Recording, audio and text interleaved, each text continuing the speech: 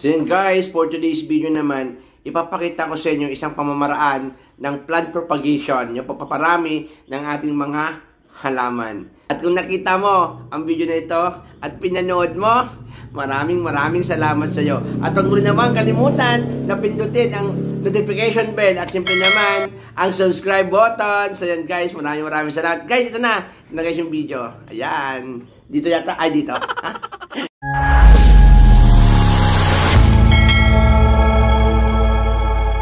Araw po sa lahat. Ipapakita ko po sa inyo kung paano po magkaroon tayo ng pantanim na sa pamamaraan po ng air layering. Ganito lang po yan. Ibig sabihin, pwede siyang i-apply sa lahat ng anong halaman. Okay.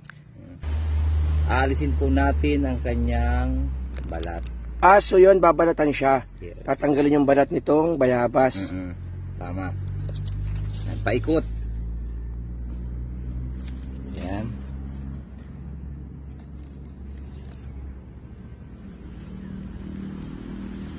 Ganon. Para kakunin mo lang siya, tatanggalin lang talaga yung balat.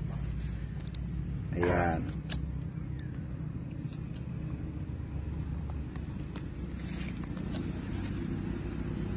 Ayan na guys, natanggal na.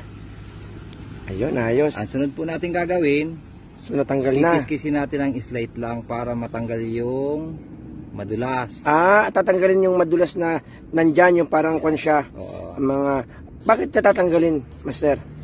Para kumapit agad yung kwan niya sa yung stem niya, directly touch na niya, directly nakadikit sa lupa para mabilis na paglabas ng kanyang ugat. Kaya tinatanggal yung madulas na yan. Kasi pagka yan ay nandiyan pa din, maghihilom lang yan, magkakaroon ulit yan ng balat. Kaya para hindi siya magkaroon ng panibagong balat, sa process ng air layering, kailangan tanggalin yon. Ang sunod naman po gagawin natin ay ibebend po natin ito. So yun, ibig sabihin, ibababa mo siya. Ilalapat natin siya sa lupa. Para siya ay maglapat, ganoon. gagamit naman tayo ng salanga. Kaya diba? Ayan. Nagawa tayo guys ng pamasak guys. Para naman pag ibenad natin yung isang halaman, so may magsusuporta sa kanya na hindi siya tatayo. Kasi nga, ang pamamaraan dito ni Master, yung binalitan natin na katawan, yan ang ilalagay sa lupa. So yan guys, ganyan. Tapos tatakluban siya. So yan na agad Master ang kwan. Yan na yan yung process ng air layering. So anong mga ilang kwan naman yan, ilang days naman yan bago naman natin malaman na yan ay magkakaroon na siya ng ugat. Depende kasi yan, pero i-check mo siya almost 1 month. 1 month siya. So, saka mapapansin mo siya na siya ay buhay na, kasi makikita mo dyan may ugat na, saka ito ay hindi siya maluluyos. Ito hindi siya patuloy din ang buhay niya. Patuloy ang buhay niya. Pag nagluyos siya, ibig sabihin may problema sa ginawa mo. Pag yan ay nag-ugat na, so pili na natin siyang ikakat natin siya. Ito na ang pantanim natin. So yun guys, nakuha niyo yung ibig sabihin kung bakit nagkakaroon ng air layering.